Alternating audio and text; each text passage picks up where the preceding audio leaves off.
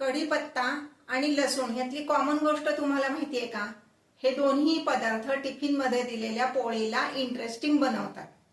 नमस्कार, आऊचा खाऊ या युट्यूब चॅनलवर मी मेधा तुमच्या सगळ्यांचं मनापासून स्वागत करते. आज आपण बघणार आहोत कढीपत्त्याची कोरडी चटणी आणि लसूण कारळ्याची चटणी. परफेक्ट प्रमाणात परफेक्ट रेसिपी. तीळ आणि कढीपत्त्याची चटणी करण्यासाठी मी इथे एक मोठी वाटी एवढे तीळ घेतलेले आहेत. हे गावरान तीळ आहे.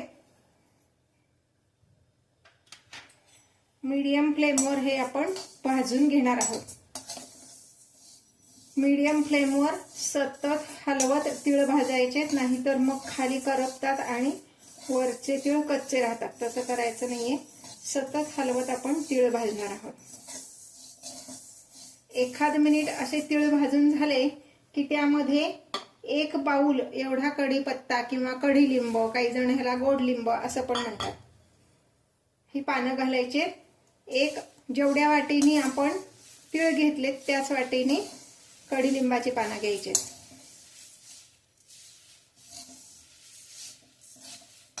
हे दोन्ही एकत्र मुद्दाम भाजतीये, म्हणजे ही पानं पण छान कुरकुरीत होतात आणि तीळ भाजताना ते असे तडतड उडत नाहीत अंगावर. साधारणपणे 4 ते 5 मिनिट आपल्याला हे भाजण्यासाठी लागणार आहेत. हे पहा, हे छान भाजलं गेलंय. हे कसं ओळखायचं तर आपण जेव्हा हे असं हलवतोय तेव्हा पानाचा असं पान वाळल्यावर जसा आवाज येतो तसा आवाज येतोय. हाताने जर आपण बघितलं तर हे असं त्याचा छान चुरा होतोय, हाताने असं करून पाहिलं तर. आता हे मी गॅस बंद करणार आहे. गॅस बंद करण्यापूर्वी ह्यात मी 1 मोठा चमचा एवढे जिरे घालणार आहे. म्हणजे हे कढईचा जो गरमपणा आहे तेवढ्या ह्याच्यावर जिरे भाजले जातात. आणि ह्या कढईतच मी हे असं 15 ते 20 मिनिटं ठेवणार आहे गार होण्यासाठी. म्हणजे मग ते अजून कुरकुरीत होईल आणि 15-20 मिनिटांनी ते गार झाल्यानंतर आपण मिक्सरमधनं काढणार आहे. हे आता 15-20 मिनिटं असंच ठेवते. हे पहा, हे असं छान असं जर हाताने बघितलं तर पानं अशी छान त्याची पावडर होतीये, कुरकुरीत अशी झालेली आहेत. आता हे आपण मिक्सरमधनं काढणार आहोत. मिक्सरमधनं काढताना त्यामध्ये आपण घालणार आहे 1 चमचा मीठ, 1 चमचा लाल तिखट. तिखटाचं प्रमाण तुमच्या आवडीप्रमाणे कमी जास्त करू शकता. 1 चमचा एवढी आमचूर पावडर घालायची आणि अगदी अर्धा चमचा एवढी साखर घालायची, आमचूर पावडरचा आंबटपणा मॅनेज करण्यासाठी. ही जी चटणी आहे ही मी जरा कमी तिखट करते, कारण रोज 1 चमचा अशी जर ही चटणी आपण खाल्ली तर आपल्या केसांचं आणि त्वचेचं आरोग्य छान राहतं. मग रोज 1 चमचा चटणी खायची म्हणलं तर कमी तिखट केली तर खाल्ली जाते छान.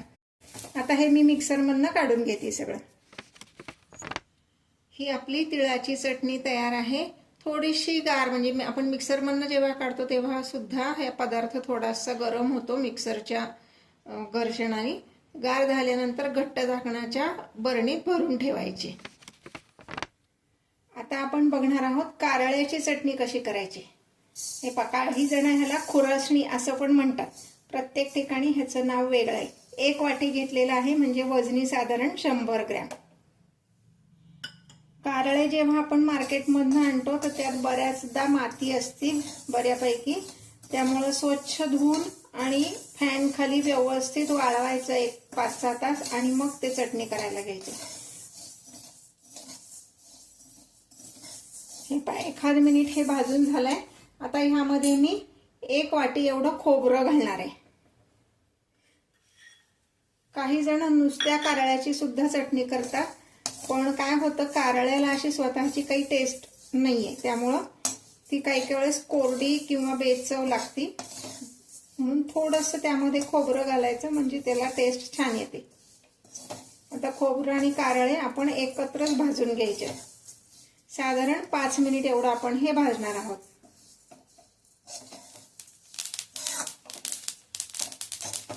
हे पहा, कारळे भाजल्याचा असा चांगला चटचट असा आवाज यायला लागला आणि खोबऱ्याचा रंग बदलला की मग गॅस बंद करायचा. एकूण मी हे 4 मिनिट एवढं भाजून घेतले.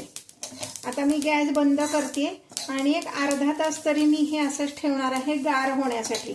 हे गार झाल्यावर मगच आपण मिक्सरमध्ये काढायचे. आता गॅस बंद करते, एक अर्धा तास असंच ठेवून मग त्यामध्ये पुढचे इन्ग्रेडियंट घालून मिक्सरमधनं काढायचे.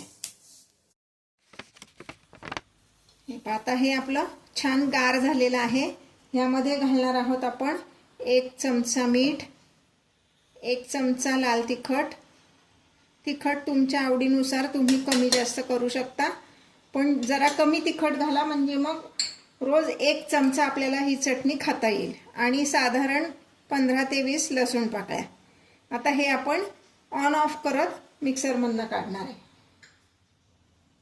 हे पहा, ही आपली कारळ्याची चटणी तयार आहे. लसूण घातलेला असल्यामुळं किंचित ओलसर झालेली आहे, पण अगदी महिनाभर सुद्धा ही चटणी टिकेल. थोडीशी गार झाली की घट्ट झाकणाच्या बरणीत भरून ठेवायची.